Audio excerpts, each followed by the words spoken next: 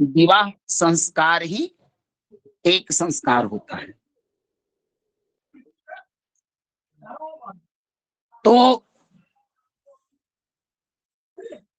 अब विवाह शब्द जो है, व्याकरण की दृष्टि से अगर हम लोग इसका विचार करें तो बी उपसर्ग विशिष्टता का बोधक है,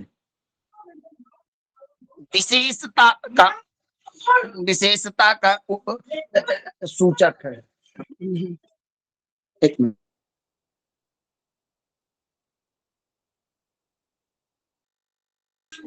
विशेषता का सूचक है। तो बी उपसर्ग और वह धातु का अर्थ होता है वहन करना,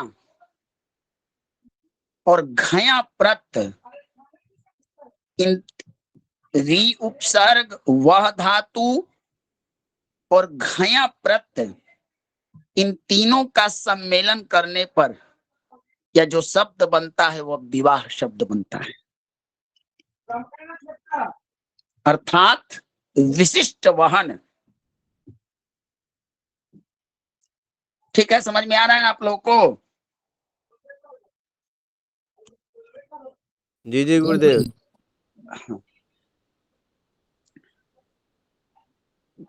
विवाह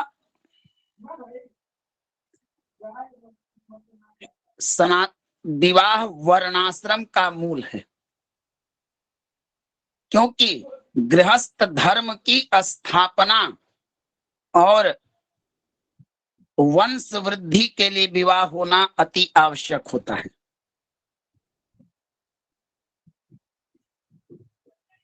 विवाह दो आत्माओं का मेलन भी होता है, दो विचारों का मेलन भी होता है, दो प्रकार के संस्कारों का भी मेलन होता है। इसे कई तरह से देखा जा सकता है। एक ऐसी कन्या जिससे वर का कोई संबंध नहीं है,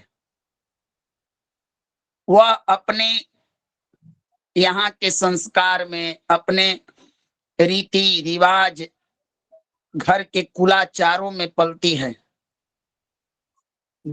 और एक दिन उसे दूसरे के यहाँ जाना पड़ता है। उनके यहाँ का रीति रिवाज, परंपरा, संस्कृति, नियम इत्यादि उसको पालन करने होते हैं। होता है कि नहीं ऐसे? बोलिए। जी जी होता है गुरुदेव। ना? जी जी। तो विवाह दो आत्माओं का मेलन भी है, और यही से हमारा गृहस्थ आश्रम भी प्रारंभ होता है, क्योंकि बिना विवाह के कहा भी गया है शास्त्रों में कि जिया बिनु देह नदी बिनु नारी, बारी अतय सही नाथ पुरुष बिनु नारी। जिस प्रकार आत्मा शरीर के बिना, नदी जल के बिना और पुरुष नारी के बिना शोभा नहीं पाता, ये दोनों का परस्पर संबंध होता है। अगर बल्ब को जलाना है तो आपको करंट की, विद्युत की आवश्यकता है। अगर विद्युत प्रवाहित हो रहा है तो उसे प्रकाशित होने के लिए बल्ब की भी आवश्यकता है ना? जी जी तो गुरुदेव जी।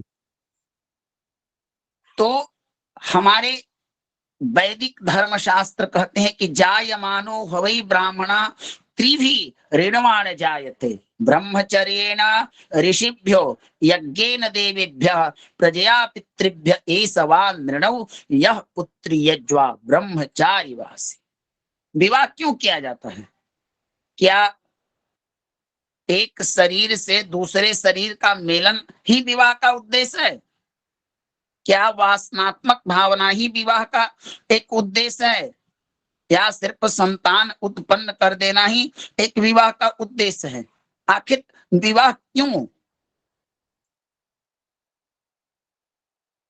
तो शास्त्र कहता है कि जायमानो हवै ब्राह्मण स्त्रीभिः ऋणवाण जायते ब्रह्मचर्येण ऋषिभ्यो यज्ञेन देवेभ्य प्रजया पितृभ्य ईसवानृणौ यह पुत्री यज्वा ब्रह्मचारी वास।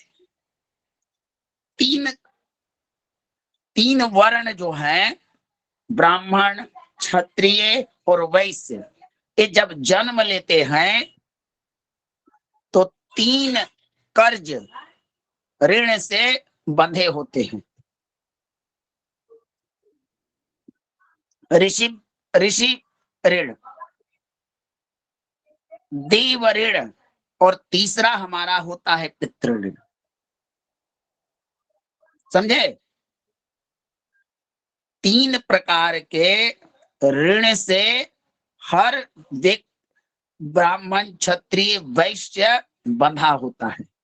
और जब तक इन 3 ऋणों को चुकता न किया जाए तो व्यक्ति मुक्त नहीं होता है। उसका जन्म लेना, उसका शरीर धारण करना निरर्थक हो जाता है और वह पुनरेव जननम पुनरेव मरणम जननी जठरे पुनः पुनः के चक्र में फंसा रहता है, बार बार जन्म, बार बार मरण की।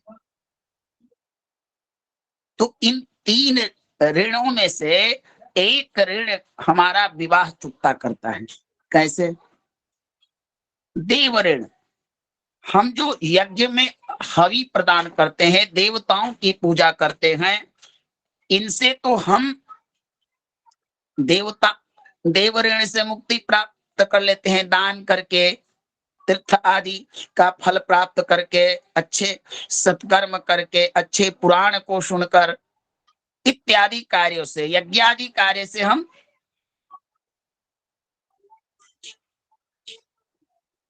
अच्छा। ऋषि ऋण हमारा वेदों से होता है। ब्रह्मचर्य ऋषिभ्यो, ब्रह्मचर्य प्राप्त कर कर परमात्मा की प्राप्ति करना, वेदों का अध्ययन करना, वेदों का सम्यक प्रकार से 6 अंग सहित अध्ययन कर लेने से, ज्ञान प्राप्त कर लेने से हमारा दूसरा ऋण भी मुक्त हो जाता है। अब एक ऋण बचा, पितृ ऋण। यह ऋण अत्यंत महत्वपूर्ण ऋणों में आता है। प्रजया पितृभ्य एषव, एक पुत्र का पिता के ऋण से सभी लोग मुक्त होते हैं। आप लोग जानते होंगे पितृबाधा, जो हमारे पूर्वज होते हैं वही पितृ होते हैं और उनका हमारे ऊपर ऋण होता है।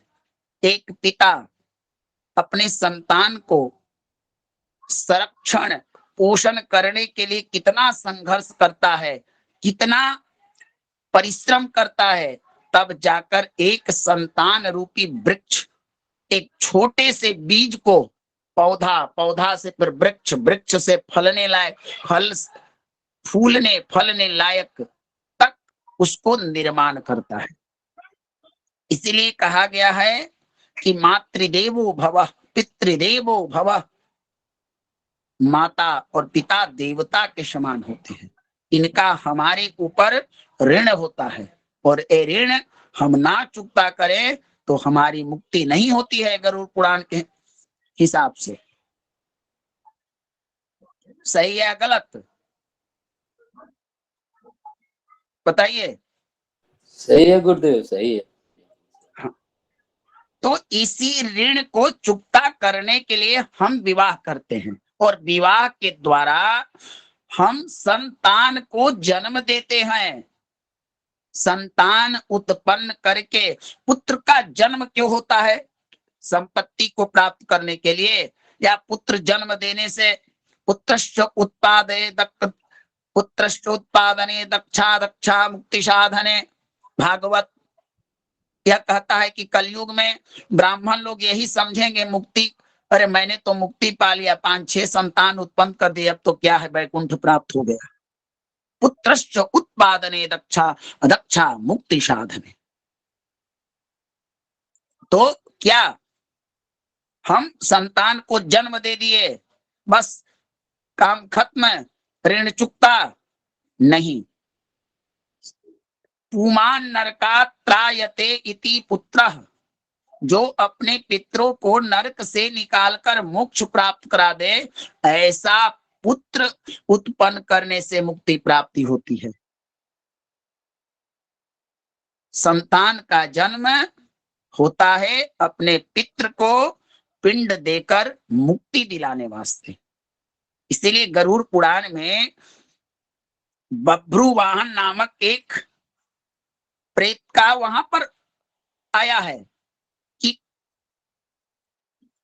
वह व्यक्ति सर्वसंपन्न था, लेकिन न संतान के होने के कारण उसे मुक्ति प्राप्त नहीं हुई। फिर राजा ने जाकर श्राद्ध किया, तब जाकर मुक्ति मिला। तो कहा गया है कि संतान उत्पन्न करना इसलिए आवश्यक है कि इससे हमारा पितृ ऋण प्रजया पितृभ्य ईसवा 15 यह पुत्री यज्वा ब्रह्मचारी वासी। इसीलिए विवाह करना आवश्यक होता है। गृहस्थ आश्रम की स्थापना के लिए, वंश कुल वंश की वृद्धि के लिए और पितरों की मुक्ति के लिए विवाह करना आवश्यक होता है और आवश्यक भी है। ठीक है ना? यहां तक तो आप लोग को समझ में आ गया? जी जी बोलिए। गुरुदेव जी। जी कोई जी कोई संशय, कोई भ्रम? हेलो हाँ, भगवान, मेरे मन में एक प्रश्न था कि जो लोग मतलब शादी नहीं करते हैं, फिर उनका क्या रहता है, कैसा रहता है? भगवान देखिए, शादी फिर कहीं ना कहीं उनके मुक्ति में दिक्कत होती है। जो लोग बिना, जैसे भीष्म पितामह को हम लोग जल देते हैं। अब तर्पण जो कर्मकांडी कराते होंगे, भीष्म तर्पण होता है ना? जी गुरुदेव। जी गुरुदेव जी।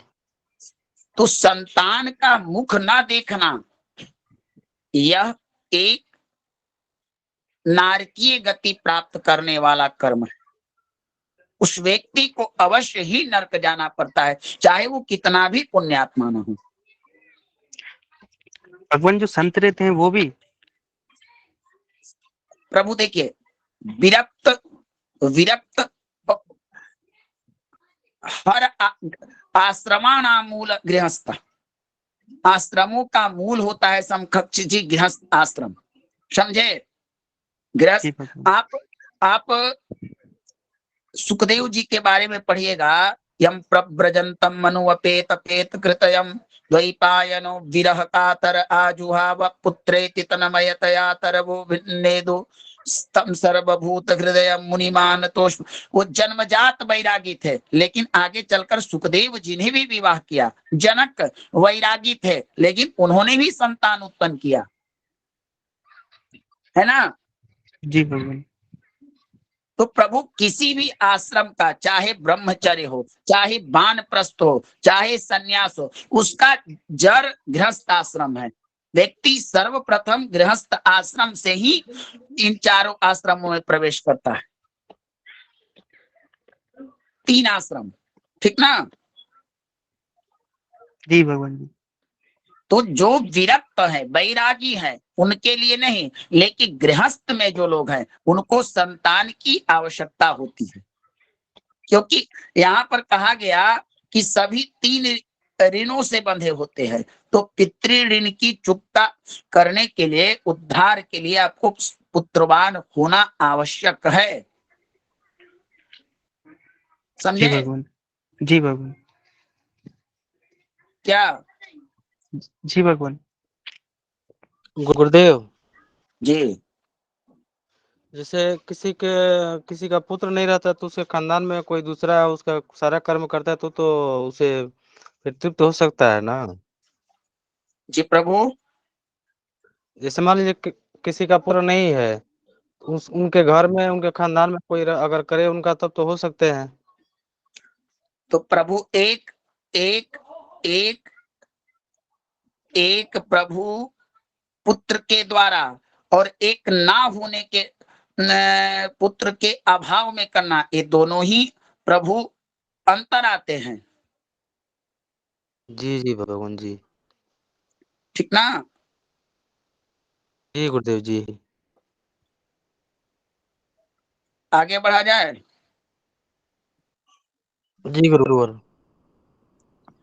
तो हमारे धर्म शास्त्र कहते हैं कि संतान होना आवश्यक है, क्योंकि संतान हमें मुक्ति दिलाता है। यहां तक भी हमारे धर्मशास्त्र कहते हैं, एकेनापि सुपुत्रेण विद्या युक्ते च साधुना आह्लादितम कुलम सर्वम यथा चंद्रेन सरवरी। जिस प्रकार अकेला चंद्रमा घनघोर रात्रि में, अकेला चंद्रमा घनघोर रात्रि को प्रकाशमान कर देता है, करता है ना, बताइए। जी गुरुदेव जी जी गुरुदेव। और जी जी। और चंद्रमा की शोभा कैसी होती है रात्रि में, बोलिए। बहुत सुंदर होता है गुरुदेव। तो उसी प्रकार हमारे शास्त्र कहते हैं, आह्लादितम कुलम सर्वम यथा चंद्रेन सरवरी। अर्थात जिस प्रकार अकेला चंद्रमा घनघोर रात्रि में जब उदित होता है आकाश में, तो पूरा आकाश मंडल से पृथ्वीलोक शोभयमान होता है। चंद्रमा की किरणों से सारा धरती शीतलता को प्राप्त करता है और चंद्रमा की शोभा भी देखने योग्य होती है। उसी प्रकार हमको 10 पुत्र नहीं, हमें 5 पुत्र नहीं, 3 पुत्र, 1 पुत्र भी हो जाए और वो सतपात्र निकल जाए, तो समझिए पूरा कुल उसकी ख्याति से मुक्त हो जाता है। जिस प्रकार भगीरथ है ना, जी गुरुदेव जी। फिर शास्त्र ये भी कहता है, किम जातई बहु भी पुत्र शोक संताप कारकहि वरमेकम कुलावल्भो यत्र विश्राम्यते कुल। ढेर सारे पुत्र उत्पन्न कर दिए और पिता के मरने पर पिता को अग्नि संस्कार न दे, पिंड ना दे, अपने पिता के लिए मरणोपरांत उनके धन को अर्जन कर ले, माता पिता को कष्ट दे, तो क्या रात्रि में चंद्रमा के समान उसकी शोभा होगी? नहीं गुरुदेव। बोलिए। इसलिए नहीं नहीं गुरुदेव नहीं नहीं। संतान होना जरूरी है, लेकिन सतपात्र शतपुत्र, है ना। जी भगवान। जी जी गुरुदेव।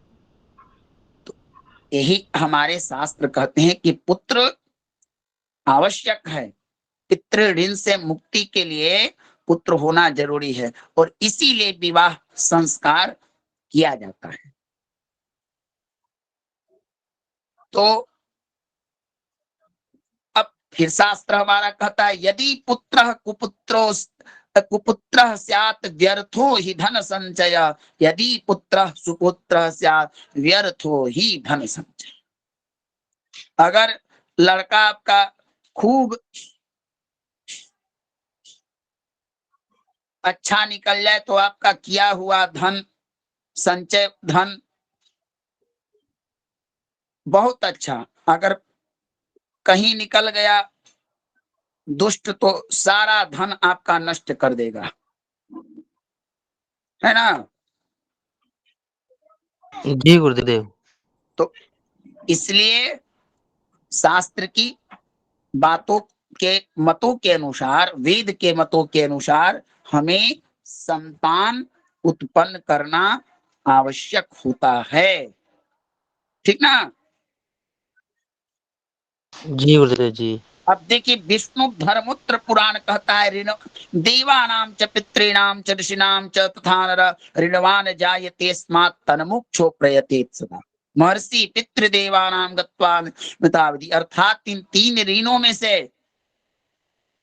अब यह श्लोक जो है मिताक्षरा, वेद, मनुस्मृति, महाभारत इत्यादि ग्रंथों में स्पष्ट रूप से कहा गया है कि मनुष्य को मुक्ति के लिए आप भले ही शास्त्र ज्ञानी हो गए, आपने अच्छे अच्छे कर्म कर लिए, लेकिन ऋण त्रय से मुक्ति ना मिला तो आपको फिर मुक्ति नहीं मिल पाएगी। इसलिए ऋण त्रय से मुक्त होना गृहस्थ का महत्वपूर्ण कर्तव्य है। पुत्रे सर्वं समाजस्य वसीत माध्यमाश्रितः अपि च यत्र याज्ञिक्याभिदेवताः प्रियन्ते। अर्थात पुत्र होना, जिस दिन कुल वंश में कोई संतान जन्म लेता है प्रभु, तो उस दिन हमारे पितृ बड़ी प्रसन्नता को प्राप्त करते हैं कि एक मेरा कुल वंश में जन्म लिया जो हमें मुक्ति दिलाएगा। और बिना पुत्र के पितृ ऋण से मुक्ति नहीं पा जा सकती, इसीलिए पुत्र होना जरूरी है। समझ में आ गया ना इस प्रभु आप लोगों को? जी गुरुदेव जी जी। तो इसलिए पुत्र संतान होने के लिए विवाह आवश्यक है। तो विवाह का मुख्य उद्देश्य है पितृ ऋण से मुक्ति होना, ठीक ना? जी गुरुवर। हाँ, अब प्रभु हमने तो जान लिया कि विवाह करना ठीक है, लेकिन विवाह के पूर्व वर और कन्या की भली भांति परीक्षा की जाती है।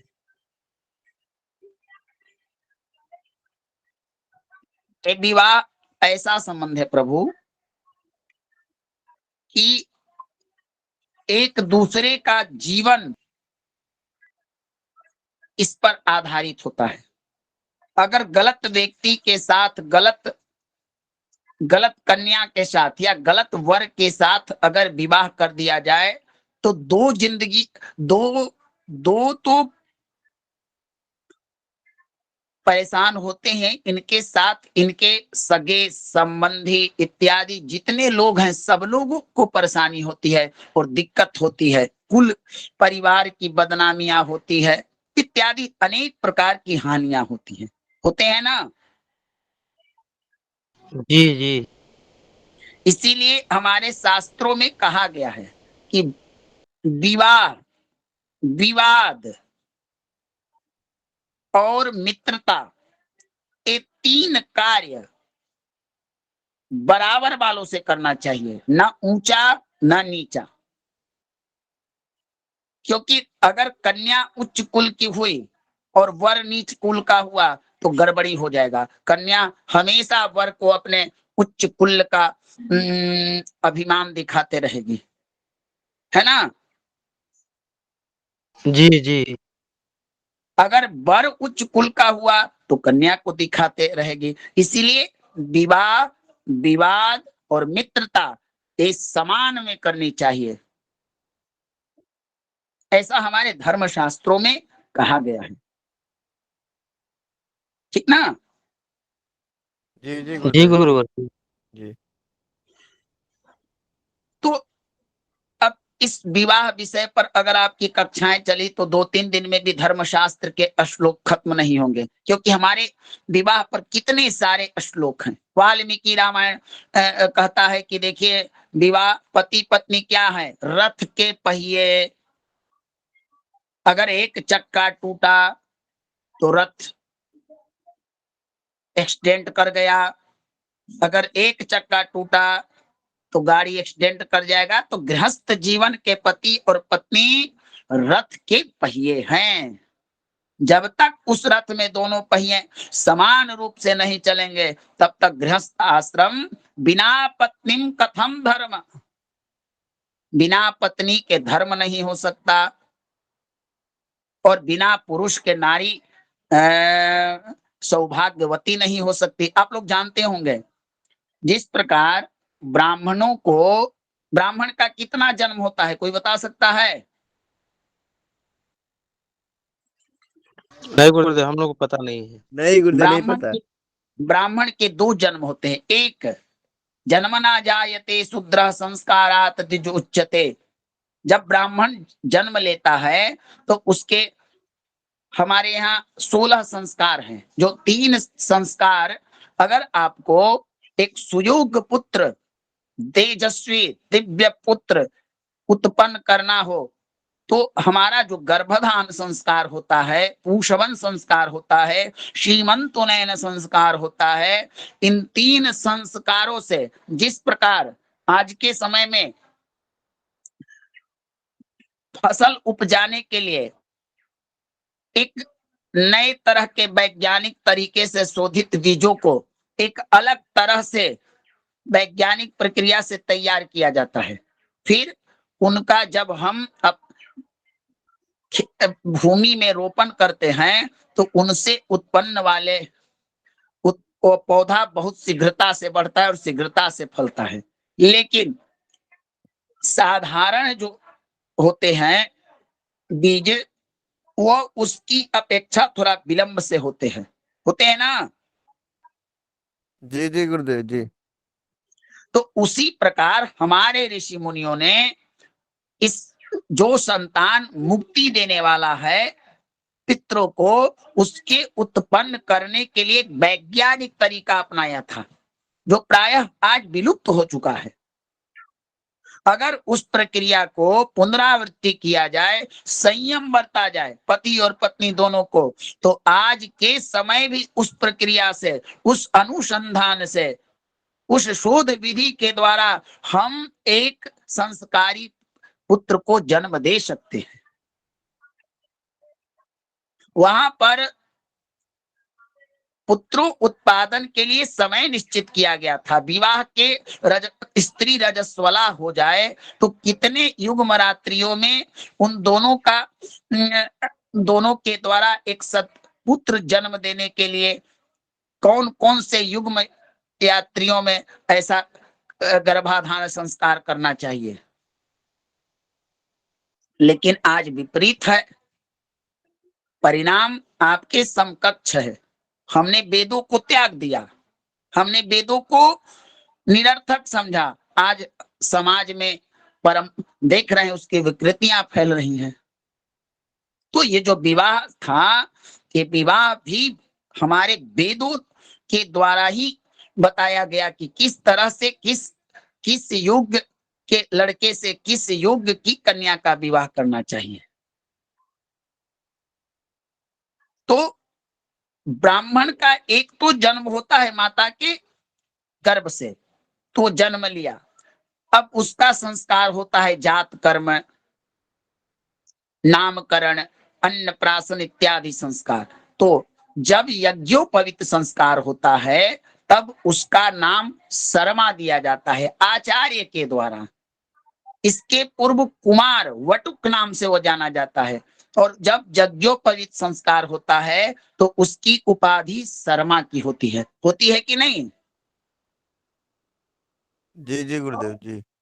उसी प्रकार विवाह के पूर्व कन्या कुमारी कही जाती है, कन्या नाम होता है। जब उसका विवाह होता है तो यज्ञ मंडप में जब वर विवाह करने के लिए आता है, कन्यादान के बाद वर उसको संबोधित करता है अंगुष्ठ पकड़ कर कि तुम्हारा नाम आज से अमुकी देवी है।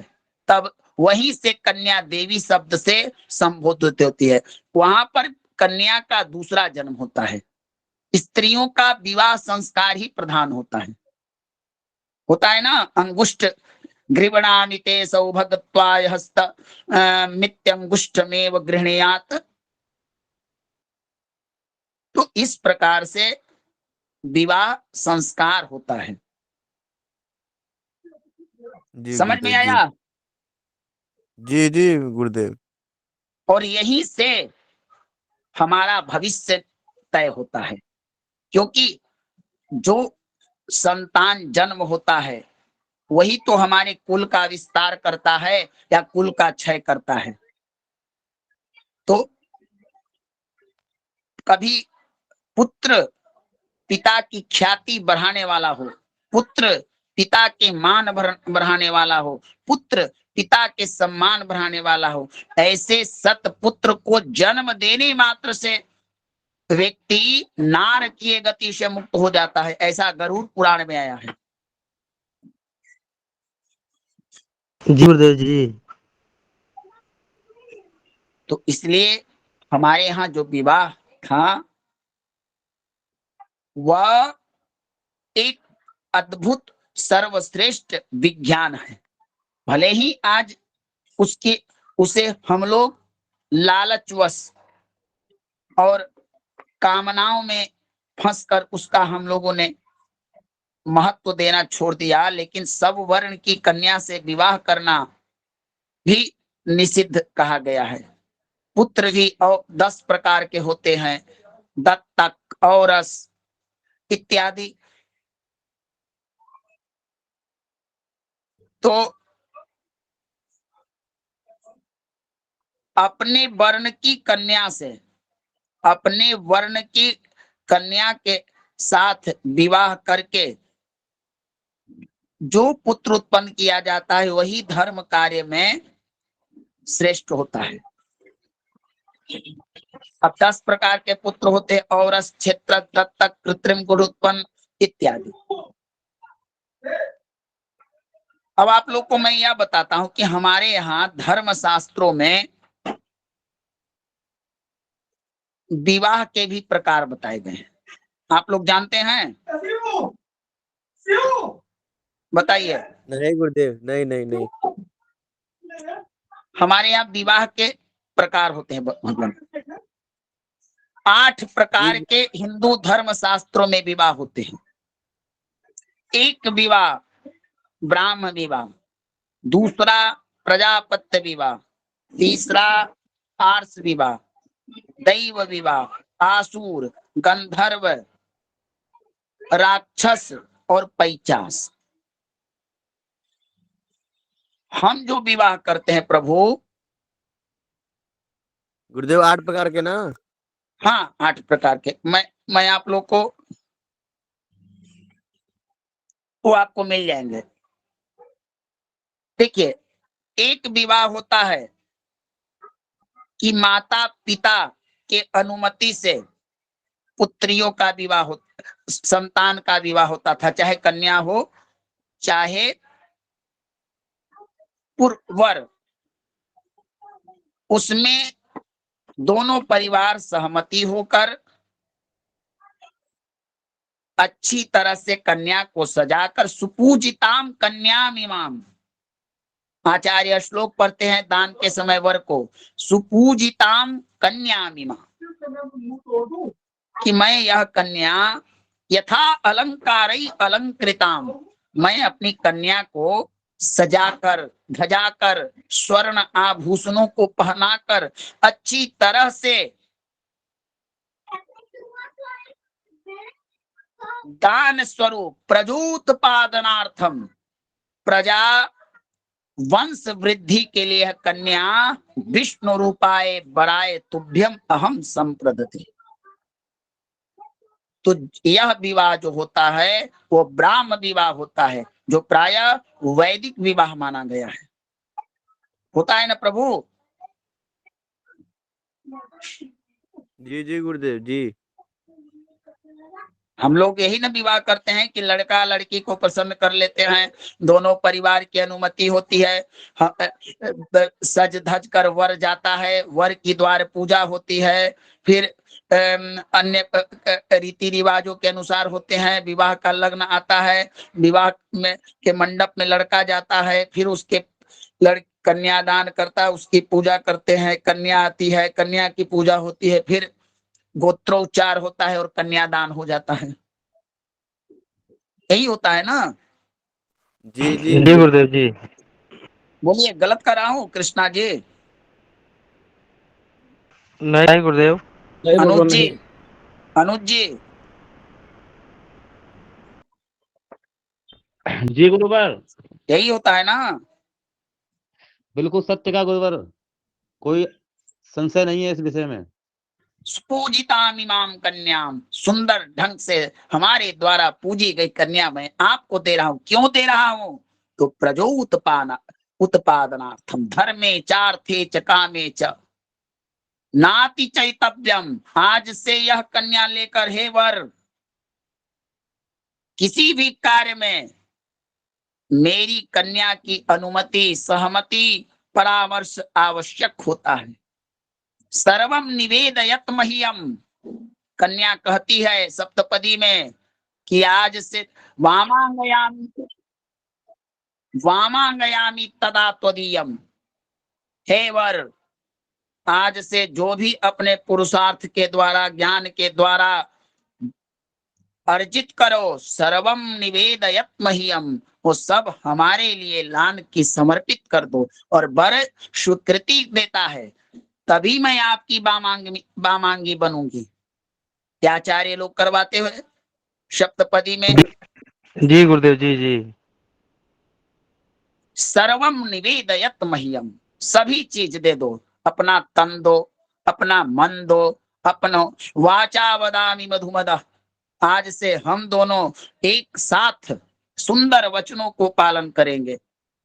इस तरह का विवाह संस्कार होता है। पारस्परिक एक दूसरे के बातों को दूसरे लोग सहमति प्रदान करते हैं। इस तरह से विवाह संस्कार संपन्न होता है। रीति रिवाज, परंपरा, वेद सबका समावेश होता है विवाह में। तो कहा क्या जाता है कि कैसी पत्नी, तो धर्म चारणी संयोग, सहधर्मचारणी संयोग। ऐसी पत्नी जो धर्मनिष्ठ हो, धर्म का पालन करने वाली है। तो प्रभु, विवाह शब्द बड़ा ही आनंददायक है, लेकिन जिम्मेवारी पूर्ण है, कर्तव्य को पालन करने वाला है। लोग सोचते हैं कि विवाह में जो सप्तपदी होता है वह ऐसे ही है कि कन्या बोलते जा रही है। नहीं नहीं, इल्ला था, इल्ला है स्मृति धर्म शास्त्रों का। ये 7 पद चलने। आप शिला क्यों रखते हैं? शिला किस चीज का प्रतीक है? तो शिला बताता है कि जीवन में कठिनाइयां, परेशानियां, विपत्तियां आती रहती है। जिस प्रकार शिला अपने स्थान से तूफान आने पर, वर्षा आने पर, ताप, शीत सब स्थानों पर स्थिर होता है, आज से हम और आप जीवन में आने वाले कठिनाइयों में इस शिला की तरह स्थिर रहें, है ना? क्या प्रभु बताइए? जी जी भगवान जी जी। अगर गलत कहूं तो आप लोग कर्मकांडी हैं, बताइए कि मैं कुछ अलग बता रहा हूं या ये चीजें हैं। नहीं गुरुदेव, वही है, बिल्कुल सही कह रहे हैं आप, सत्य है। तो इसलिए पतिरेको गुरु स्त्री नाम, ये भी शास्त्र कहता है कि स्त्रियों को अन्य गुरु बनाने से कोई फायदा नहीं है। आप किसी को गुरु मान लें, लेकिन स्त्री का एक ही गुरु है, पति अनुकूल जन्म जहां जाई, विधवा होई पाई तरुणाई, वृद्ध रोग बस जड़ धनहीना, क्रोध बधिर अंधा अति दीना। क्रोध बधिर अंध अति दीना, ऐसा ही पति कर किया अपमाना, नारी पाव जमपुर दुखना। शास्त्र कहता है कि पहले पिताजी के द्वारा चयनित पति, चाहे अंधा हो, चाहे लंगड़ा हो, चाहे लूल्हा हो, कन्या के दे दिया जाता था, विवाह उनसे कर दिया जाता था, और कन्या उसे अपना कर्तव्य समझकर, धर्म समझकर पालन करती थी। आज संसार में सावित्री, दमयंती इत्यादि, कुंती, मंदोदरी, ये सब स्त्रियां पतिव्रत धर्म के पालन करने से संसार में कीर्ति प्राप्त की है। तो ऐसा नहीं था कि पुरुष को कह दिया गया कि विवाह हो गया तो स्त्री पर तुम शासन करो। स्त्री को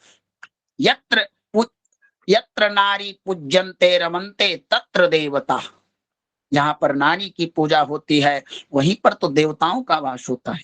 तो हमारे यहाँ सबको अधिकार और कर्तव्य के डोर में बांधा गया था। पुरुष का था कि आज से इस विवाह का अर्थ ही होता वह आज से पूर्व तक या स्त्री अपने पिता, अपने माता की दायित्व थी। इसकी रक्षा करना, इसकी इच्छाओं को पूर्ति करना, इसका पालन करना। आज से सुपूजिताम कन्यामिमाम विष्णु पाए पाए तुभ्यम अहम संप्रददे। यह शब्द आते ही आज से तो इस वर का कर्तव्य हो जाता है कि आज से इसकी रक्षा करना, मान सम्मान की इसकी इच्छाओं को करना। तो यह पारस्परिक दायित्वों का निर्वहन करने का, इसमें एक दूसरे के कर्तव्य पालन करने का भी यह एक विवाह विशिष्ट कर्म होता है। तो हमारे यहाँ विवाह होते हैं, इसमें हम लोग जो विवाह करते हैं वो ब्राह्म विवाह के अंतर्गत आता है। एक होता है प्रजापत्य नाम का विवाह, इसमें संतान प्राप्ति के लिए किया जाता था। और सिर्फ मान लीजिए कि सिर्फ संतान प्राप्ति के लिए विवाह किया जाता था, और संतान ना हो तो फिर ऐसे करके वो संतान ही उसका उद्देश्य था। तो यह विवाह ब्राह्म विवाह की अपेक्षा कम मान्यता, आर्ष विवाह होता था। इसमें था कन्या के पिता वर पक्ष को गाय बैल आदि दे दे और वर से कर देता था।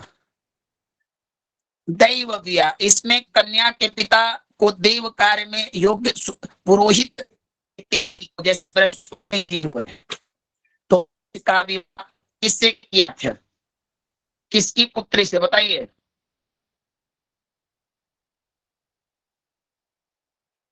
गुरुजी आवाज नहीं आई।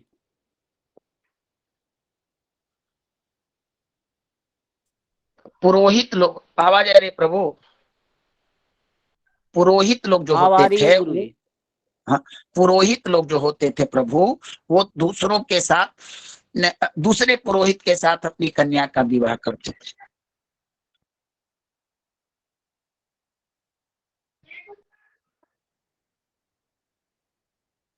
और तीसरा, और एक होता है राक्षसी विवाह, जो कन्या को हरण करके किया जाता था।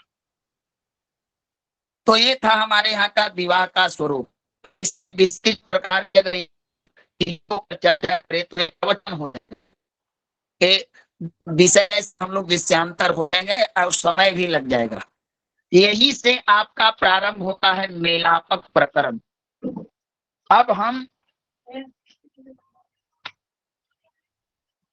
अष्टकूट, हमारे यहाँ ज्योतिष में मान लीजिए आप कन्या करने जा रहे हैं, यह लड़का कन्या के योग्य है कि नहीं, यह लड़की योग्य है कि नहीं, हम इसको कैसे जानेंगे? ये प्रश्न होता है ना प्रभु, बोलिए। जी जी जी भगवान जी। कि मान लीजिए इनके साथ विवाह करूं तो भविष्य कैसा रहेगा?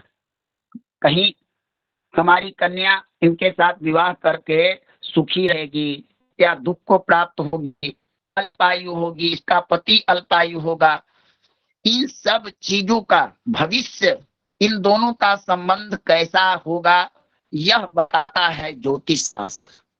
कौन बताता है बताइए? ज्योतिष शास्त्र। ज्योतिष शास्त्र में भी विवाह संबंध को जांचने का दो तरीके हैं प्रभु। एक जो होता है मेलापक प्रकरण, जो 36 पॉइंट इसमें दिए गए हैं, लेकिन होता यह है कि हम इसके आधार पर भी अगर विवाह कर लें तो कहीं ना कहीं आप देखिएगा। अच्छा, ऐसी कुंडलियां भी आप लोग देखे होंगे, चाहे नाम से भी मिलाकर, कि जिनका 32 पॉइंट मिला,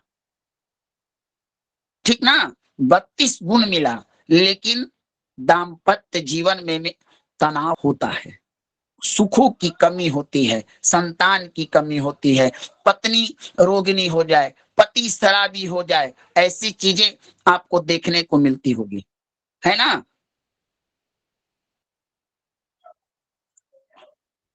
जी जी जी गुरुदेव जी जी। बोलिए महेश जी।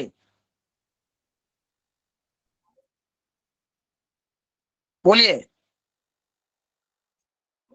36 गुण जब राम और सीता का मिला, उनके जीवन में वनवास जैसा असह्य दुख मिला, तो हम मेलापक प्रकरण के 36 गुण के आधार पर यह निर्णय नहीं कर सकते कि 36 गुण मिलने के बाद इनका दाम्पत्य जीवन सुखद होगा। तब तो आप प्रश्न कीजिएगा, तो फिर पढ़ने से लाभ क्या है? तो यह जो है, यह आपको 80%, 80% चीजें इससे स्पष्ट होती हैं। 20% जो चीज है 100 को प्राप्त करने के लिए जन्म पत्रिकाओं का अवलोकन करना पड़ता है। जब जन्म पत्रिका और उनको मेल कीजिए तो आप 90%, 90% आप यह निर्णय कर सकते हैं कि इन दोनों का दोनों का रहेगा। आवाज नहीं आ रही है, आप आवाज नहीं आ रही है गुरुजी। हेलो, आवाज आ रही प्रभु? अब आ रही है गुरुजी। हाँ, कहने का तात्पर्य है आप कि मेलापक प्रकरण मान लीजिए कि 24 गुण हो गए, दोनों के नामों को मिलाकर या नक्षत्रों के अनुसार चरण को मिलाकर, लेकिन हमने कहा कि उनके 24 गुण में उनको हर चीज प्राप्त है, और किसी को 33 गुण मिले, 35, लेकिन उन दोनों के बीच में बहुत सारी कमियां हैं। संतान का विलंब से होना, आपस में मतभेद होना, पारस्परिक प्रेम ना होना, धन की हानि होना, एक का रोगी होना। जब आपने जांचा तो देखा कि अरे राम, 8 खंड हैं, इसके 8 विभाग हैं, 8 में गुण प्राप्त हुए, 36 फिर भी ऐसा क्यों है? क्या ये ऋषि मुनियों ने जो मेलापक प्रकरण बनाया है, कहीं वही तो कुछ त्रुटिपूर्ण है? नहीं नहीं, तब आपको दोनों की जन्म पत्रिकाओं का, दोनों के जन्म कुंडलियों में बैठने वाले ग्रहों का विश्लेषण कीजिए, तब जाकर सारी बातें आईने की तरह आपके आंखों तक स्पष्ट दिखने लगेगी। तो इसलिए मेलापक प्रकरण और कुंडली विश्लेषण हम दोनों को ही पढ़ेंगे, और तब समझेंगे कि क्या होता है और कैसे होता है। विवाह के पूर्व ही सारी बातों की जानकारी हम ज्योतिष के माध्यम से प्राप्त। यहाँ ज्योतिष के छोटे छोटे कार्य कौन करते हैं, थोड़ा सा आप अपना निरीक्षण कीजिए। छोटे छोटे पंचांग कौन कौन देख लेते हैं?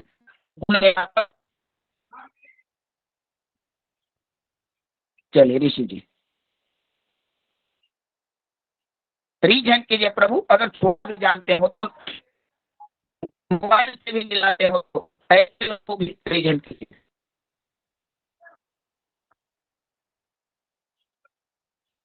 तो ऋषि जी बताइए, आपने कभी ऐसा अनुभव किया है या इस चीज पर कभी आपने फोकस नहीं किया कि मैं नामों को, विवाह के जयमान आपके पास है, देखिए इन दोनों का कैसा रहेगा। आपने कहा कि 28 गुण प्राप्त होते हैं, आप खूब बढ़िया से विवाह कीजिए 18 के बाद, लेकिन विवाह के साल, 2 साल, 3 साल, 4 साल के बाद उसका परिणाम सामने आने लगा। ऐसा आपने कभी अनुभव किया है किसी पर? जी प्रभु जी, बहुत सारी विवाहों में ऐसा होता है कि शादी होती है, पहले तो ठीक रहता है विवाह के 1 आध साल तक, लेकिन फिर दिक्कत बहुत सारी विवाहों में होने लगती है। तो इन्हीं दिक्कतों को हम ज्योतिष शास्त्र के माध्यम से समझेंगे। ठीक, सबकी सहमति है ना? गुरु जी। इस प्रकार की है ना? जी गुरु जी। जी गुरुदेव जी, जी जी जी। जी गुरु जी, जी गुरु जी। देखिए, हमारे पास 8 विभाग हैं, जैसे 8 वस्तुएं हैं जिन्हें हम अष्टकूट के नाम से जानते हैं। वर्णकूट, वस्यकूट, ताराकूट, योनिकूट, राशिकूट, ऐसे प्रकार के हमारे पास 8 कूट हैं। इन 8 कूटों को एक एक जो है अलग अलग चीजों को दाम्पत्य जीवन में प्रभाव करता है।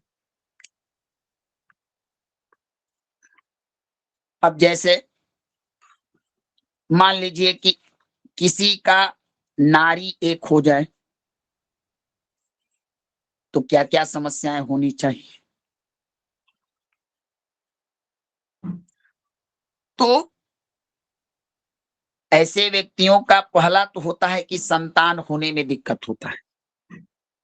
दूसरा होता है कि दाम्पत्य जीवन में क्लेश होता है। तीसरा होता है कि विवाह प्रभु परेशानियों वाला हो जाता है। तो इसी प्रकार से एक एक जो कूट है, वस्य इत्यादि, इन सब का भी प्रभाव होता है। ऐसे नहीं है कि चलिए ऐसे ही इनका कोई महत्व नहीं है वगैरह वगैरह, नहीं, सबका प्रभाव होता है, सबका कुछ ना कुछ उद्देश्य होता है। तो हमको यही करना है, एक एक कूटों के बारे में जानना है कि क्या क्या ये प्रभावशाली है। अब जैसे देखिए, दुष्ट भकूट अगर बढ़िया हो जाए, राशि होता है, एक राशि से मान लीजिए कि वर की राशि द्वितीय हो जाए और कन्या की राशि द्वादश हो जाए, तो द्विद्वादश, पंचम, नवम, षष्ठ, अष्ट। मान लिए कि लड़की की राशि छठी हो जाए, लड़का का 8वां हो जाए, तो ऐसा विवाह भी प्रायः सब ठीक नहीं रहता है। तो इसलिए हमारा जो वर्ण होता है, वर्ण कोट, यह बताता है इन दोनों की कार्य क्षमता, एनर्जी पावर कैसा रहेगा। ये दोनों मिलकर कार्य करेंगे या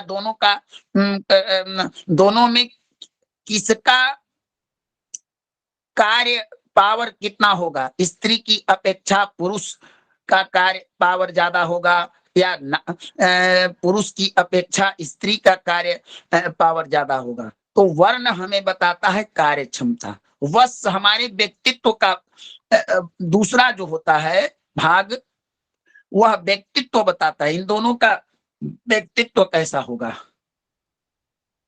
पुरुष कहीं मदिरा पान करने वाला, वैश्यागामी, उल्टा हो, कहीं कुकर्मी है, अच्छा है, यह बताता है वश्य कूट। उसके बाद प्रभु हमारा जो तारा कूट है वह भाग्य बताता है। गुरुदेव वैश्य कूट के थोड़ा समझा दीजिएगा। प्रभु इसको लिखिए मत, आज तो इसकी भूमिका है, कल से एक एक चीजों को मैं आपको बताऊंगा। तो तारा कूट हमारी यह बताता है भाग्य। अभी मैं भूमिका बता रहा हूं कि इस तरह से आपको जानना है। योनि संबंधों को बताता है, इन दोनों के बीच में पारस्परिक संबंध बनेंगे या ना बनेंगे। विवाह के उपरांत एक स्त्री पुरुष से, पुरुष स्त्री से संतुष्ट रहेगा या ना रहेगा, या विवाह के बाद दोनों किसी पर पुरुष से, पर स्त्री से गमन करने वाले होंगे। यह हमारा योनि बताता है। ग्रह मैत्री दोनों के सामंजस्य को बताता है। मित्रता, शत्रुता, कैसा भाव रहेगा पति पत्नी में। गण हमारे भौतिक चीजों को बताता है, भौतिक सुखों को, समृद्धि। मान लीजिए कि को लड़का हो जाए राक्षस गण का और लड़की हो जाए देवगण का, तो क्या होगा, गण दोष लगेगा कि नहीं, बोलिए। जी लगेगा गुरुदेव। देव राक्षस में कभी भी शांति रह सकती है प्रभु? नहीं गुरुदेव। मान लिए कोई यजमान अगर देव प्रकृति का हो और पंडित जी राक्षस प्रकृति के हो, तो यज्ञ होगा? नहीं होगा गुरुदेव। तब कौन सा यज्ञ हो जाएगा? विध्वंसक वाला यज्ञ हो। हो जाएगा, विध्वंस जी योग गुरुदेव। पता चलेगा कि दोनों कहीं थाने में मुकदमा करा रहे हैं, वहीं पर मंत्रोच्चारण होगा। क्या जी भगवान। जी जी जी जी। उसका कारण होगा दक्षिणा। अब देव प्रकृति कहेगा कि भाई जो दूंगा वो लीजिए, और राक्षस प्रकृति वाले लोग क्या कहते हैं, मेरा है सो तो मेरा है ही, तेरा भी मेरा है। अब यजमान से पंडित जी कथा कहवाएंगे, 500 रुपया देगा, कहेंगे कि 500 नहीं, तेरे बगली में जितना है सब दीजिए, तो वहां पर तो युद्ध होवे करेगा। जी बोलिए। गुरुदेव जी। जी होगा, जरूर होगा। तो उसी प्रकार अगर मान लीजिए पुरुष देव प्रकृति का और स्त्री आ जाए राक्षस गण वाली, तब क्या होगा? वो तो चाहेगा कि पुरुष को एकदम अपने प्रभाव में रखूं, है ना? गुरुदेव छोटा जेल बन जाता है। हाँ, तो ये बताता है। अच्छा, आपके पास धन दौलत उपलब्ध हो लेकिन शांति ना हो, प्रसन्नता ना हो, तो ऐसा सुख भी आपको दुख रूप में महसूस होगा। तो ये बताता है गण भकूट परस्पर प्रेम के बारे में। और नारी हमारे स्वास्थ्य संतान की स्थिति कैसी रहेगी, यही बताता है।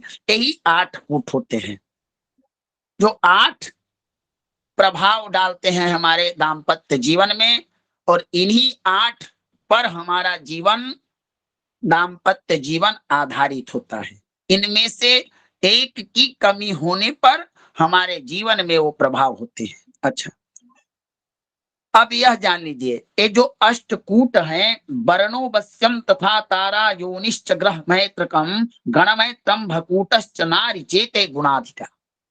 ये क्यों प्रभावशाली है? प्रभावशाली है या नहीं? आपको क्या लगता है, ये चीज काल्पनिक है या प्रभावशाली है? बताइए। गुरुदेव प्रभावशाली हैं सब। प्रभावशाली होंगे। बताइए, सब लोग बताइए, तब मैं आपका ओपिनियन जानूं। आपको लगता है कि एक पंचांग में दिए गए गुण मेलापन, मान लिए कि लड़का लड़की विवाह कर ले और गणना मिले या मत मिले, पंडित जी का पतरा खुले या मत खुले, लेकिन लड़का के माता पिता दोनों गला मिल जाए और बाद में फिर उसी गले में माला की जगह रस्सी फंसाने को दोनों तैयार रहे, तो क्या इस चीज को मानते हैं कि ऐसा भी हो तो कोई दिक्कत नहीं है? जी गुरुदेव। मेरा पूछना है आप लोगों से कि गुण मेलापक न करके डायरेक्ट लड़का लड़की का विवाह कर दें तो इससे उनके जीवन में कोई अंतर नहीं पड़ेगा?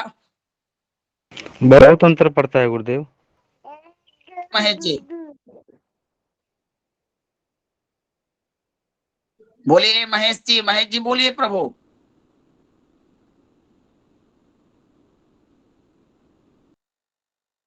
चलिए, तो जब अंतर पड़ेगा प्रभु, तो हमारे देखिए, हमारे यहाँ सनातन धर्म में शास्त्र, वेद, पुराण असत्य नहीं है, बशर्ते उनके फल कथन करने वाला, उनको समझने वाला, उनके श्लोक का भावार्थ निकालने वाला, ये असत्य हो सकते हैं, लेकिन हमारे धर्मशास्त्र, हमारा वेद, हमारा जो सनातन धर्म है वो सत्य नहीं है। तो आप देखिए कि ये जो अष्टकूट हैं, इनके विचार के बिना जो विवाह होते हैं, ठीक है कुछ दिन चलते हैं, लेकिन कहीं ना कहीं एक दिन उनको भी ज्योतिषी के पास जाकर अपनी समस्या बताना पड़ता है कि मेरे जीवन में ऐसा क्यों हो रहा है। जब ज्योतिषी इन विषयों का अध्ययन करते हैं, उनकी कुंडली को मिलाकर, तो कहते हैं कि आप तो दुर्घटना ग्रसित हो गए, जो चीजें अभी आपको करनी थी, आपके जीवन इतना समय तक आपने कष्ट को भोगा, ये कष्ट नहीं भोग सकते थे। अगर आप उसी समय योग्य ज्योतिषी के पास चले जाते तो आपकी ये समस्या नहीं बनी होती। आते हैं कि नहीं आपके पास 40 वर्ष में, 50 वर्ष में कि पति पत्नी में तनाव है, या पति पूछ नहीं रहा है, वगैरह वगैरह ऐसी समस्या। तो एक मैं देखा था, शादी हुआ तो 6 महीने बाद ही सब प्रतिक्रिया चालू हो गया था। केवल 6 महीने शादी चला था। तो हाँ, अब तो हिंदू का ही। हमारा लक्ष्य यही रहेगा। हम पहले अष्टकूट का अध्ययन करेंगे कि वर्ण क्या प्रभाव होता है, और अष्टकूट के प्रभाव के बाद हम सीधे चलेंगे जन्म पत्रिका विश्लेषण में। वहां पर हम सिर्फ अन्य भावों का विश्लेषण न करके सप्तम भाव को विश्लेषण करेंगे और कुंडली मिलाकर देखेंगे कि इस जातिका का उस जातक के साथ विवाह होने वाला है, यह विवाहोत्तर संबंध कैसा रहेगा। तब जाकर आप संपूर्ण विवाह के निमित्तक मेलापक प्रकरण में निपुण और योग्य हो जाइएगा। बोलिए प्रभु, मेरा विषय समाप्त हुआ।